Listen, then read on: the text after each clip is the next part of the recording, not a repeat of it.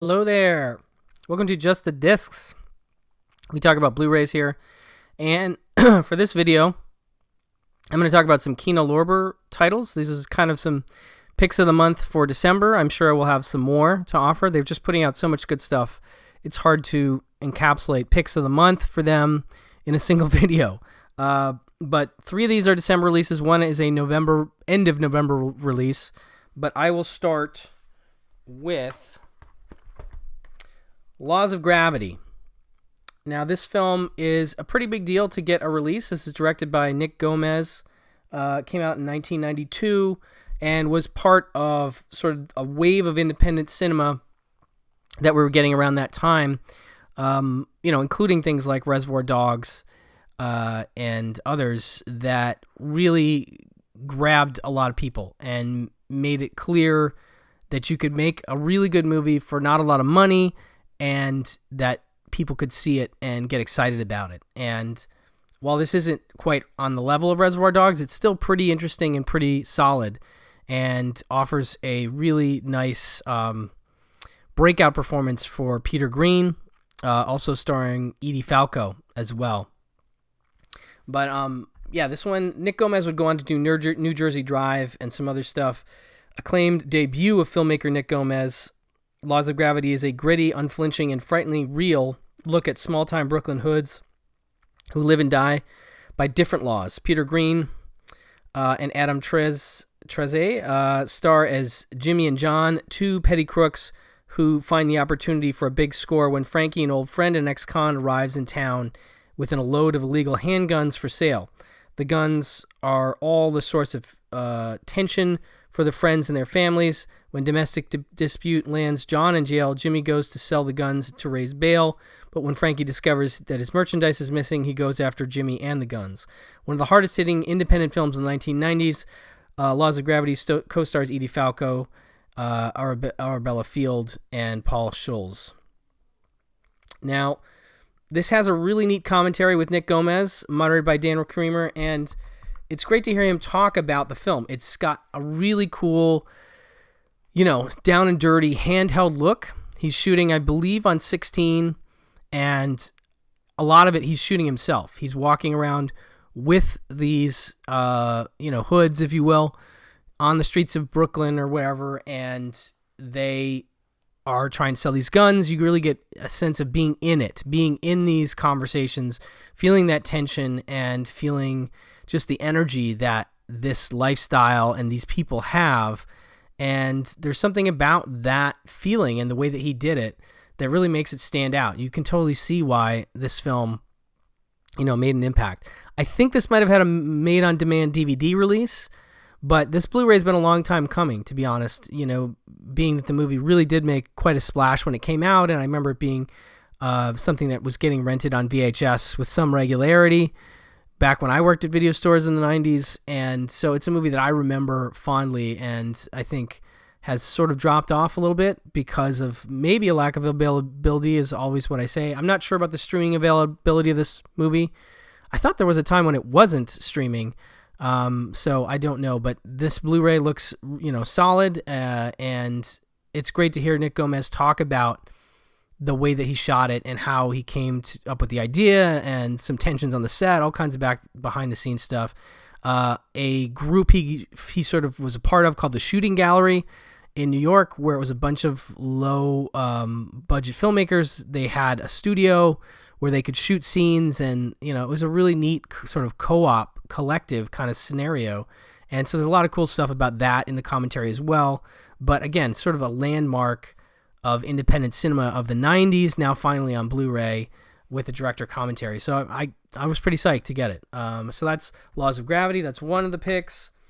Next up, I'm going to take one from the Cohen Film Collection, distributed by Kino. This is two films directed by Raphael D. Silver. And I haven't seen the second film, but I'm a big fan of On the Yard, which, as you can see there, stars John Hurd, Thomas G. Waits. Thomas G. Waits, I remember most from The Thing. He plays Windows in The Thing, but he's also in The Warriors. And he was a very big up-and-coming actor in the late 70s and early 80s. And I don't I mean, I know some stories about what happened in terms of maybe he was not the easiest to work with. I'm not sure, but he is really fantastic in this movie. And John Hurd, equally great. This is among those great John Hurd performances I probably talked about on the channel, but Cutter's Way, Chilly Scenes of Winter, the early 80s stuff where you really get a sense of how great of an actor he was. But as you can see here, landing himself in a state penitentiary, Juleson, John Hurd, a bookish con artist, fails to adjust to the intricate social order of the prison system. Juleson's independent way of thinking does little to impress his fellow inmates and runs him afoul of Chili, Thomas Waits, the leader of one of the most powerful gangs in the prison. Facing a group of cold-blooded killers on his own, Juleson discovers firsthand what individualism can bring to a loner behind bars. Now, it's really a great setup because he's really good in the movie. And early on, Thomas G. Waits gives him some cigarettes, and he doesn't understand the sort of the vig on the cigarettes, the tax, the money that he will be owed, or the turnaround on that. And so he doesn't understand that he's gotten himself into trouble almost immediately when he doesn't pay back what he owes. So it starts there, and Waits is really good. Hurd is really good. The supporting cast is solid. It's just a great prison movie. I'm a really big fan. So Walk on the Moon is a movie he makes. He makes that in 1978. He makes Walk on the Moon in 1987, and that's a period piece. Summer 1969, the Apollo 11 mission brought the first human to set foot on the moon, and with it would become an icon of the power of the countercultural influence on America and the world. It's against this backdrop the story of an idealistic Peace Corps volunteer named Everett Jones, played by Steppenwolf Theater Ensemble regular Kevin Anderson, assigned to a remote Colombian village, is set. When he arrives, he is confused by the cynical attitude of his predecessor, Terry Kinney, and the apathy of the villagers seem to hold towards him. It's both a tale of hubris and hope. As Jones attempts to bring his version of progress to the rural village, featuring stunning color cinematography by Adam Greenberg of The Terminator, this feature was produced by director Raphael and Joan Micklin Silver's daughter, Dina, and includes an extended cameo by Claudia Silver. So, of course, I should have mentioned Raphael Silver, the partner to Joan Micklin Silver. So part of the reason John Hurd's in this movie is because she had worked with John Hurd in both Between the Lines and Chilly Scenes of Winter. So that is what you're getting there. And it's I wouldn't say it's like a Joan Micklin Silver movie, but it is, a really good drama that has the great acting of a Joan Micklin Silver movie. So I think that there's definitely some influence from her there. Anyway, so you get two films from Raphael D. Silver, and again, On the Yard is a true gem that I absolutely 100% recommend, and goes kind of well with Laws of Gravity, interestingly enough. Next up, we have Paul Newman and Nobody's Fool. This is the 4K Ultra HD version, and it looks really good. From a 4K scan of the original camera negative, and this one was just recently released from imprint films, so you aren't getting all of the features from that disc, although you are getting a Blu-ray and a 4K for this. Let's get a little messed up, but what you are getting is an audio commentary by film historian, filmmaker Jim Hemphill, which was on the previous imprint release, interview with actress Catherine Dent, and an interview with author Richard Russo. So I can't remember, I don't think that's quite all the features that were included on the imprint disc, but it is most of them. And so you're getting a lot of that stuff, and you're getting the 4K resolution here. And of course, this is screen legend Paul Newman delivering a brilliant performance as Sully, an out-of-work, hard-headed, hard-working construction worker with bad knees and a worse attitude. When the son he walked out on, Dylan Wash, shows up with his grandson, Sully is forced to deal with his emotions he'd prefer to forget. Sully's overbearing landlord, Jessica Tandy, in one of her last performances, and his ex-boss's wife, Melanie Griffiths, are the women in his life that get to see a bit of his softer side. but it's the new relationship with his grandson that really gets to him. This touching slice of life story garnered Academy Award nominations for Newman and writer-director Robert Benton, and features Bruce Willis, Pruitt Taylor Vince as Rub, and Gene Sachs, Joseph Summer, Philip Seymour Hoffman, and Philip Bosco. So, shot by John Bailey. Really nice, nicely shot movie. Yeah, this is just a really great Newman performance. Really incredible. Based on the book, which is based on the experience sort of the writer named Richard Russo.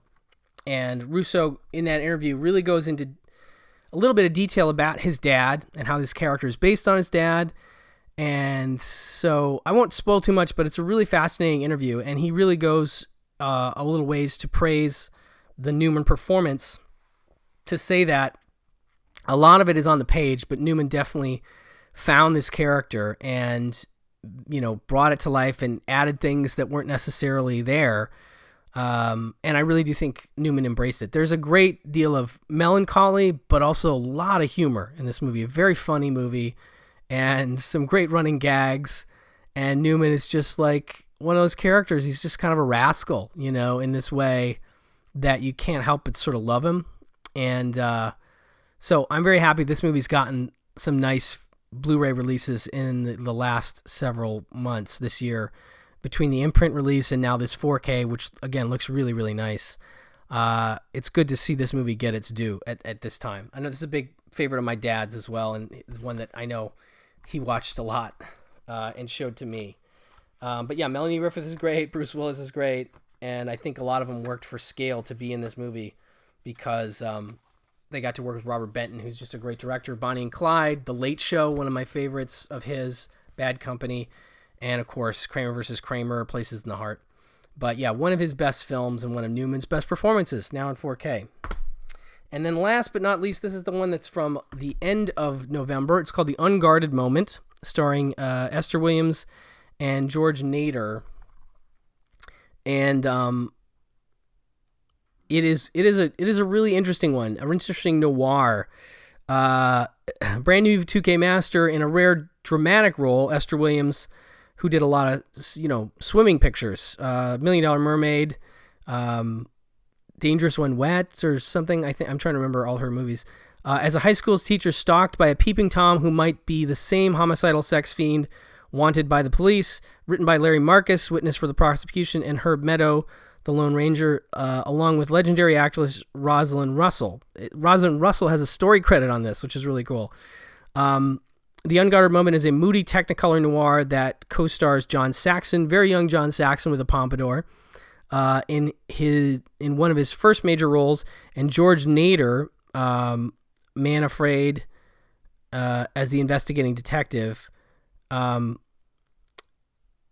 also has, I want to say Edward Andrews is the guy who, I'm probably getting his name wrong, but what's creepy about this one is that, okay, so you have this high school teacher who's stalked, getting these weird notes, dear teacher, creepy stuff. And at the same time, there's a series of killings that are happening near this high school. And we meet John Saxon, and he's a little bit odd. And there is some indication he's maybe the guy stalking her. But then we meet his dad, and his dad is played by one of Molly Ringwald's character's grandparents in 16 Candles. He's the one that is upstairs with his wife when they get the dirty phone call. And anyway, you'll recognize this guy right away. I know there's two sets of grandparents in the house at 16 Candles, but you'll totally recognize this guy. He plays John Saxon's dad, and he is super creepy right out of the gate. There's this wonderful scene at a soda shop where the kids are hanging out after school. He comes by, he starts striking up a conversation with the teacher, and you're like, oh, he's just being nice. And then he just starts saying some weird, creepy stuff. And then it becomes a question of like, is he the killer? Is John Saxon the killer? Is there somebody else involved? We don't know. But it's really well played by Esther Williams, and it's, for this kind of serial killer movie, which I think we've come to see a lot of, in the last 20 years, or more.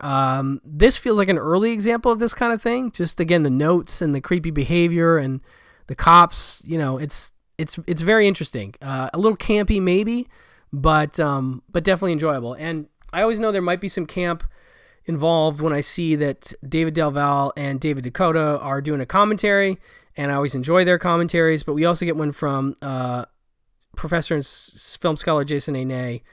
Nye as well. So 2 commentary tracks and a brand new 2K master, and it looks lovely. Just a film noir that I think is worth your time. So I wanted to throw that into my picks for the month, as it's late November, early December, etc. So this is the first round. I'm sure I'll have some more to talk about probably later this month, but wanted to get these out there and make you aware of them, as they will be available now or soon. So thank you for watching. Thank you for listening, and I'll talk to you soon. Bye-bye.